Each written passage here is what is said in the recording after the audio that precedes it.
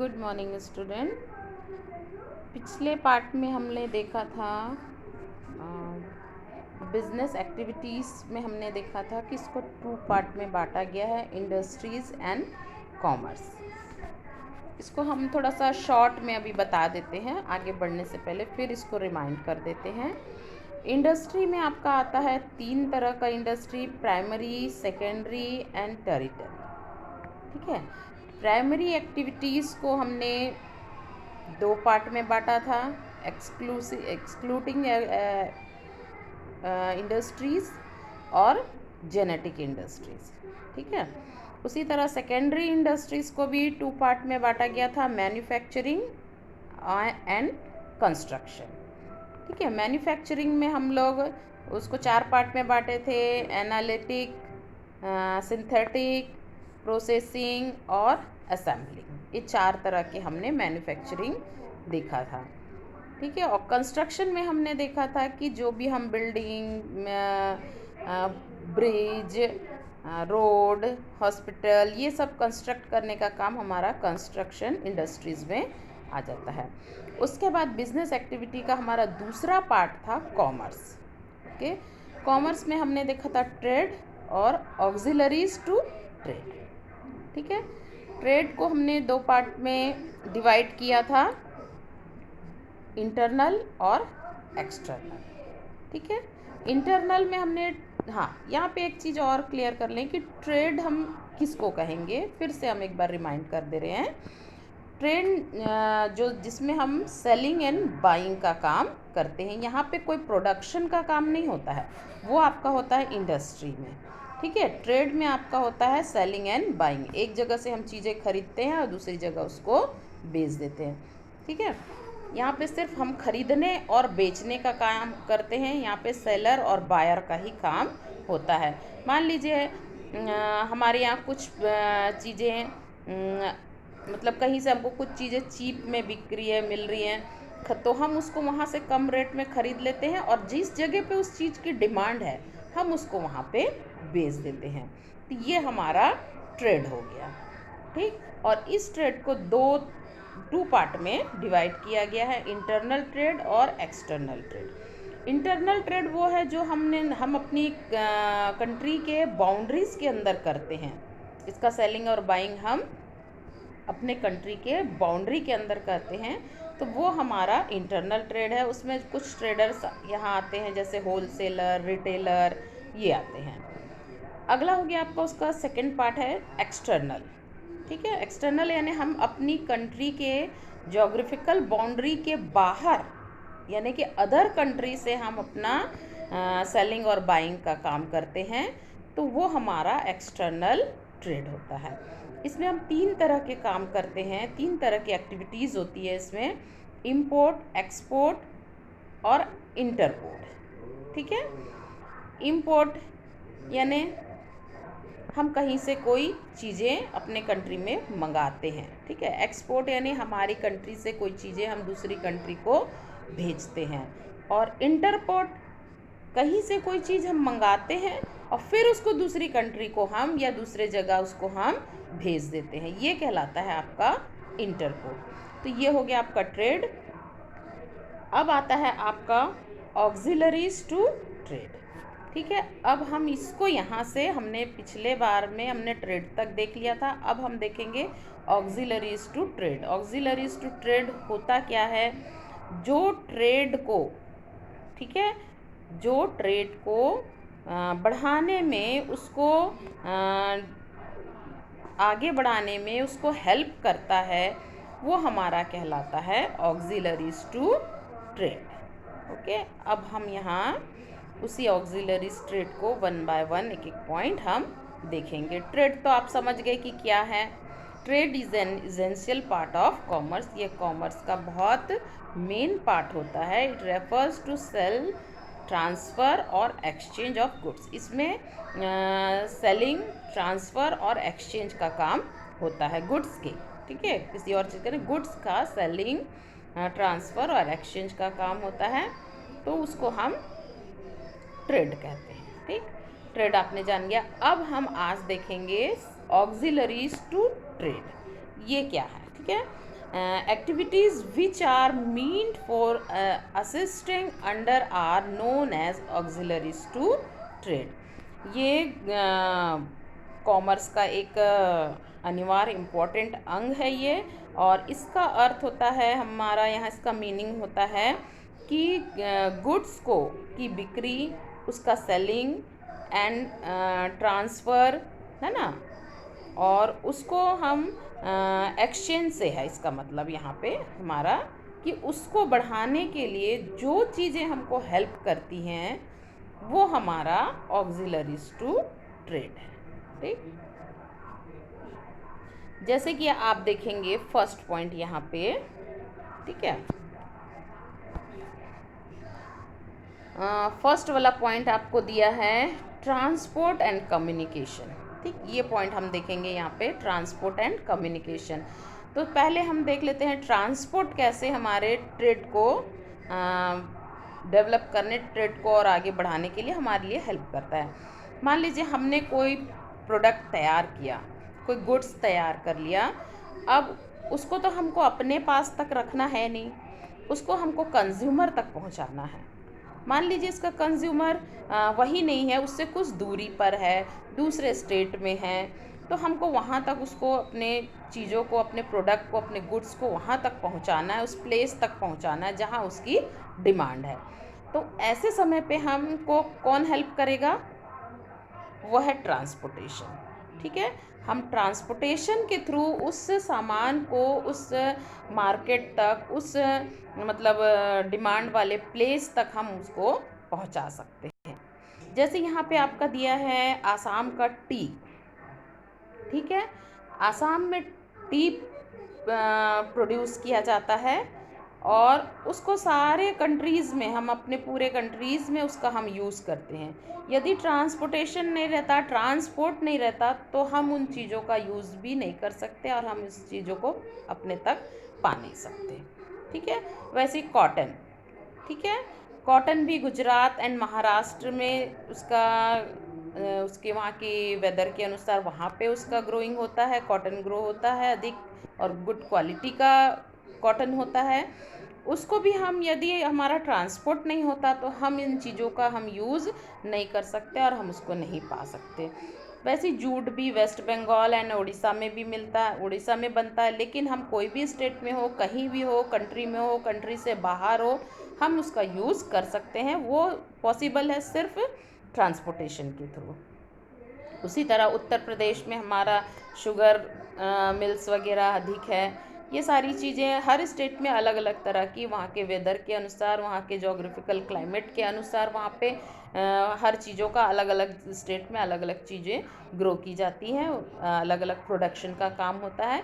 लेकिन हम इन सारी चीज़ों को हम यूज़ कर पाते हैं सिर्फ ट्रांसपोर्टेशन के थ्रू, क्योंकि ट्रांसपोर्ट ही है जो हमको कहीं की भी कोई भी चीज़ें हमको वहाँ तक पहुँचाता है। ठीक है, ट्रांसपोर्ट में हम देखते हैं कई तरह के, उसमें भी ट्रांसपोर्ट होते हैं, रोडवेज होते हैं, रेलवेज होते हैं, एयरवेज होते हैं, है ना, वाटरवेज होते हैं। ये चारों वेज के थ्रू हमारे तक सामान, जैसे हमारे यहाँ कंट्री में कोई चीज़ें नहीं हैं और हमको इसको यूज़ करना है, तो मान लीजिए वो फॉरेन कंट्री से भी आना है तो एयरवेज, वाटरवेज से भी वो आ सकता है और हम उसका यूज़ कर पा रहे हैं आज। नेक्स्ट है आपका उसी में कम्युनिकेशन।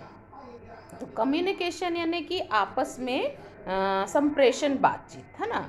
जैसे हमको कुछ चीज़ों की डिमांड है कहीं, ठीक है, एक प्रोड्यूसर है, उसको कुछ रॉ मटेरियल की ज़रूरत है। ज़रूरी नहीं है कि उसका जहाँ प्रोडक्शन का काम चलता है वहाँ उसके आसपास ही उसको रॉ मटेरियल मिल जाए, या वहीं उसके पास में रॉ मटेरियल हो सकता है, कुछ दूरी से रॉ मटेरियल वो ला रहा हो और उसको रॉ मटेरियल की आवश्यकता है, तो वो तुरंत अपना फ़ोन के द्वारा, फैक्स के द्वारा वो वहाँ तक खबर पहुँचा सकता है, वहाँ तक मैसेज कर सकता है कि मुझे इतने इतने रॉ मटेरियल की इन चीज़ों की ज़रूरत है।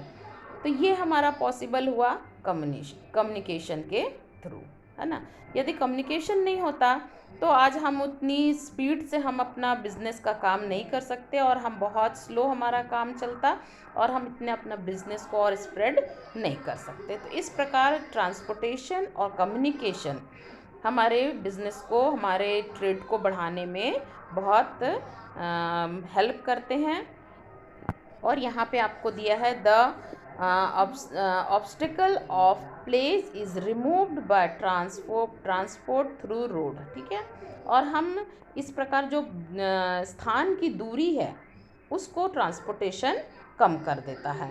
ठीक है, और टाइम का जो पाबंदी है, टाइम की हमारे पास जो मिलता है वो हमको कम्युनिकेशन उस चीज़ को हमारे लिए दूर करता है। नेक्स्ट है आपका सेकंड पॉइंट है आपका बैंकिंग एंड फाइनेंस।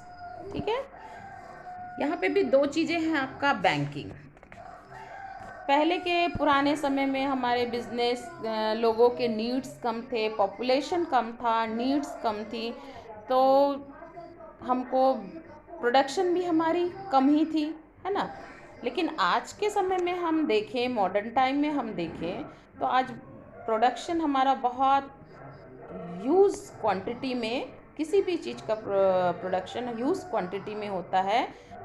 ठीक है, तो इसके लिए बड़ी मात्रा में हमको कोई प्रोडक्ट तैयार करना है तो ज़रूरी नहीं है कि उस प्रोड्यूसर के पास उतनी फाइनेंस की, उतनी कैपिटल की व्यवस्था उसके पास हो।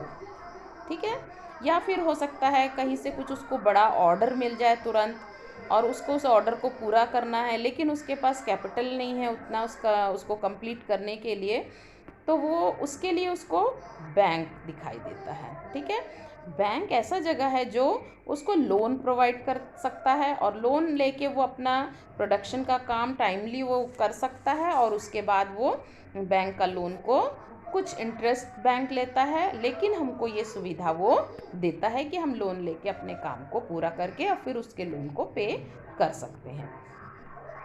ठीक है, इसके अलावा भी बैंक बहुत सारे हमारे लिए सर्विसेज भी करता है। हमको किसी को पे करना है तो हम बैंक टू बैंक उसको पे कर सकते हैं, हमको कैश पे करने की ज़रूरत नहीं है। हमारे बिल, वाउचर्स, ये सारी चीज़ों को भी वो पे कर देता है। हम बहुत सारी अपने काम बैंक पे डाल देते हैं। ने दूसरा हो गया इसी में फाइनेंस। ठीक है, ये तो बैंक लोन का काम करता है। फाइनेंस जो है वो भी इंस्टीट्यूशन है जो वो भी यही काम करते हैं। अच्छा हाँ, बैंक का एक और मेन काम है ओवरड्राफ्ट। ठीक, हमारे पास मान लीजिए कभी हमारे पास पैसा नहीं है, हमको किसी को पे करना है और हमारे बैंक अकाउंट में 2 दिन बाद पैसा आना है, लेकिन हमको 2 दिन पहले उसको पे करना है, तो हमको बैंक ऐसी सुविधा भी देता है कि हम बैंक ओवरड्राफ्ट ले सकते हैं। हम उसको पे कर सकते हैं, दे सकते हैं, वो पैसा हमारा बैंक उतने पैसे को पे करेगा और 2 दिन बाद जब हमारे अकाउंट में पैसा आएगा तो इंटरेस्ट के साथ उस पैसे को वो उस जितना उसने पे किया उसको वापस ले लेता है। तो इसको हम बैंक ओवरड्राफ्ट की फैसिलिटीज़ भी कहते हैं, कि यानी कि बैंक हमको ये सुविधा भी देता है। अगला है हमारा फाइनेंस। ठीक है, तो ऐसे आज बिजनेस आज के समय में इतना बढ़ गया है कि कोई भी व्यक्ति, मतलब कि बिजनेसमैन जो है वो या तो बैंक के थ्रू काम करता है या फिर फाइनेंस जो इंस्टीट्यूशन है उनके थ्रू। जैसे हो आपका बहुत सारे इंस्टीट्यूशन है, फाइनेंशियल इंस्टीट्यूशन है जो हमको ये सारी सुविधाएं, मतलब कि हमको लोन देने का काम, और वो उस पर कुछ परसेंट करते हैं, वो सारे काम करते हैं। जैसे कमर्शियल बैंक भी इसको सपोर्ट करता है, मनी कलेक्टिंग का काम करता है। Commercial bank also help promoters of companies to raise capital from the public, और वो पब्लिक से पैसा भी शेयर्स इशू करके हम, जैसे शेयर मार्केट, ये भी एक फाइनेंशियल इंस्टीट्यूट है, और वहाँ से हम शेयर इशू करके अपने कंपनी, अपने फर्म के लिए हम उतने कैपिटल कलेक्ट कर सकते हैं। तो इस प्रकार हमको बैंक और फाइनेंशियल इंस्टीट्यूट इस प्रकार हमारी ट्रेड को और आगे बढ़ाने के लिए ये मदद करते हैं, और इस प्रकार ये ऑक्सिलरीज टू ट्रेड है। थर्ड पॉइंट हो गया इंश्योरेंस। ठीक, insurance business involves various type of risk. ठीक है, बिजनेस में हमेशा, चाहे बिजनेस छोटा हो चाहे बड़ा हो, किसी भी तरह का बिजनेस हो, उसमें रिस्क हमेशा होता है, ठीक है, और वो अनसर्टेन होता है, अनिश्चित होता है, कितना भी आ सकता, कुछ भी हो सकता है, ठीक है। इसकी अनसर्टेनिटी रहती है कि वो रिस्क हो भी सकता है, आ भी सकता है, नहीं भी आ सकता है, ऐसा है, ठीक है, और कभी भी आ सकता है, ये है, ठीक। तो इसके लिए हम, जैसे मान लीजिए हम कोई बाहर से अदर कंट्रीज से हम बिज़नेस कर रहे हैं और वहाँ से हम बाहर से चीज़ सी बाय सी हम मंगा रहे हैं, सी पोर्ट से हम मंगा रहे हैं, वाटरवेज से मंगा रहे हैं, तो जाहिर है हम कोई चीज़ें मंगा रहे हैं और रास्ते में आते आते अचानक मतलब हमारा सुनामी आ गया, तो उससे हमारा पूरा प्रोडक्ट पानी में बह जाएगा, नष्ट हो जाएगा, और ये बहुत बड़ा बिजनेस के लिए रिस्क हो जाएगा कि उतने कैपिटल का हमारा नुकसान हो जाएगा। अब उतने नुकसान को, उतने रिस्क को प्रोड्यूसर बेयर करेगा या उसका बायर जिसके लिए हम मंगा रहे वो बेयर करेगा, यहाँ पे ये नहीं है। यहाँ पे अगर यदि हमने उस चीज़ का इंश्योरेंस करा लिया है तो पूरा रिस्क वो इंश्योरेंस का हो जाता है। इसके बदले में हमको उसको कुछ प्रीमियम के रूप में पे करना होता है, कुछ जितने उसके इंश्योरेंस के हिसाब से उसका प्रीमियम दिया जाता है, और यदि हम उसका इंश्योरेंस करा लिए हैं तो वो हमारे प्रोडक्ट को प्रोटेक्ट करता है। यदि वो कुछ नुकसान होता है तो सारा नुकसान वो इंश्योरेंस कंपनी उठाती है, जितने का हम इंश्योरेंस किया है उतने का अमाउंट हमको मिल जाता है, ठीक है। तो इस प्रकार हम बहुत बिजनेस के बहुत बड़े नुकसान से हम बच सकते हैं। नेक्स्ट है आपका वेयर हाउसिंग, ठीक है, वेयर हाउसिंग जिसको हम बोलते हैं भंडारण, है ना। वेयर हाउस जहाँ हम अपनी चीज़ों को सुरक्षित रखते हैं। प्रोडक्शन का काम ऐसा नहीं है कि आज डिमांड आया तो हम आज प्रोडक्ट तैयार करें, ऐसा नहीं है। वो हम इन फ्यूचर के लिए हम अपने प्रोडक्ट को तैयार करके वेयर हाउस में रखते हैं, ठीक है। तो वेयर हाउस हमको हमारी फिनिश्ड फाइनल गुड्स को सिक्योर करने का, सुरक्षित रखने का वो काम करता है, ठीक है। और इसका उपयोग जो भी गुड्स हैं हम प्रोडक्शन के तुरंत पश्चात ही उसका उपयोग हम नहीं करते हैं, उसको कुछ समय तक रखते हैं, उसके बाद जैसे जैसे डिमांड होता है वैसे वैसे हम स्टॉक से निकालते हैं और मार्केट में लोगों के लिए अवेलेबल कराते हैं। और इसके लिए स्पेशल अरेंज करना पड़ता है। हर जो हमारा वेयर हाउस होता है, स्टोरेज होता है, वो अलग अलग तरह की चीज़ों का अलग अलग होता है। जैसे हम देखेंगे कि पोटैटो हम देखेंगे, पोटैटो ग्रो करते हैं हम, एक बार में बहुत सारा पोटैटो ग्रो हो जाता है, तो उसको ऐसा नहीं कि पूरा वो यूज़ हो जाए, उसको क्या करते हैं हम कोल्ड स्टोरेज में डाल देते हैं। उसके लिए एक स्टोरेज, अलग तरह का स्टोरेज बनाया जाता है जिसको हम कोल्ड स्टोरेज बोलते हैं। उसमें हम रख देते हैं और जैसे जैसे मार्केट में डिमांड होती है वैसे धीरे धीरे हम उसको कंज्यूमर तक पहुंचाते हैं, ठीक। तो इस प्रकार हमारा वेयर हाउसिंग भी हमारे बिजनेस को आगे बढ़ाने के लिए बहुत अधिक हेल्प करता है। इसके अलावा एक पॉइंट और है इसमें कि यदि हम वेयर हाउस में अपनी चीज़ों को स्टोर करके रखे हैं तो जैसे जैसे डिमांड है तो हम वैसे वैसे उसकी सप्लाई करते रहते हैं, तो इस प्रकार हमारा जो प्रोडक्ट है उसका प्राइस बना रहता है ना। लोगों को जब डिमांड हो हम उसको उन तक अवेलेबल करा सकते हैं, और इस प्रकार उसका जो उसका रेट है, जो उसका प्राइस है वो बना रहता, वो जल्दी जल्दी घटता और बढ़ता नहीं है।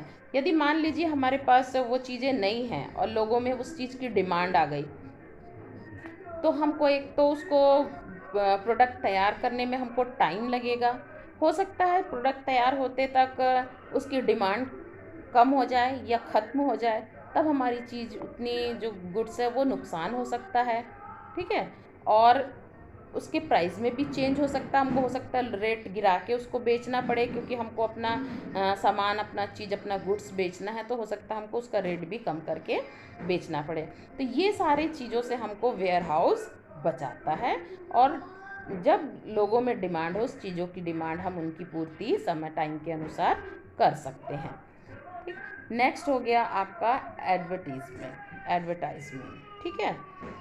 तो एक बिज़नेस को बढ़ाने में एडवर्टाइजमेंट का बहुत बड़ा रोल होता है, बहुत इम्पॉर्टेंट उसका यहाँ पे बिज़नेस में रोल होता है।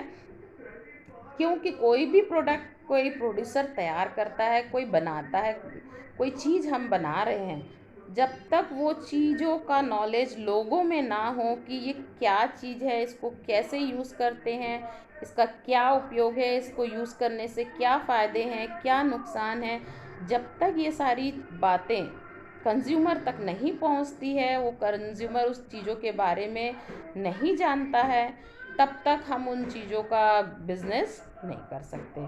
मार्केट में लाने से पहले गुड्स को हमको उसके बारे से लोगों को बताना, लोगों तक ये सारी जानकारी देना बहुत ज़रूरी होता है, और ये हो सकता है हमारा एडवर्टाइजमेंट के थ्रू हम करते हैं।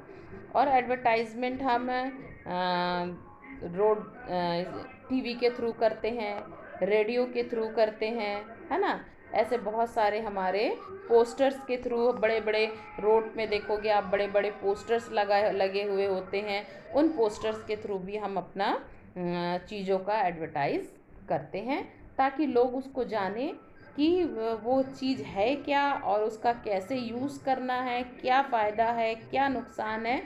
और हम ये सारी चीज़ों के बारे में बता के लोगों को, हमारे कस्टमर को, हमारे कंज्यूमर को उसको ख़रीदने के लिए हमको उसको बाध्य कर देते हैं। इतना मतलब उसके बारे से हम बताते हैं कि कंज्यूमर को लगता है कि नहीं, हम एक बार उसको ख़रीद के उसको यूज़ करके देखें। तो इस प्रकार हम अपने बिज़नेस को बढ़ा सकते हैं। अगला टॉपिक अभी आपने देखा ये सारे पॉइंट्स कि ऑक्सिलरीज टू ट्रेड, कैसे ट्रेड को बढ़ाने में ये हमारी सहायता करता है, जिसको हम ऑक्सिलरीज टू ट्रेड कहते हैं। अगला है आपका टॉपिक ऑब्जेक्टिव्स ऑफ बिजनेस। ठीक है, इसको हम लोग नेक्स्ट पार्ट में पढ़ेंगे। ठीक, ओके, थैंक यू स्टूडेंट।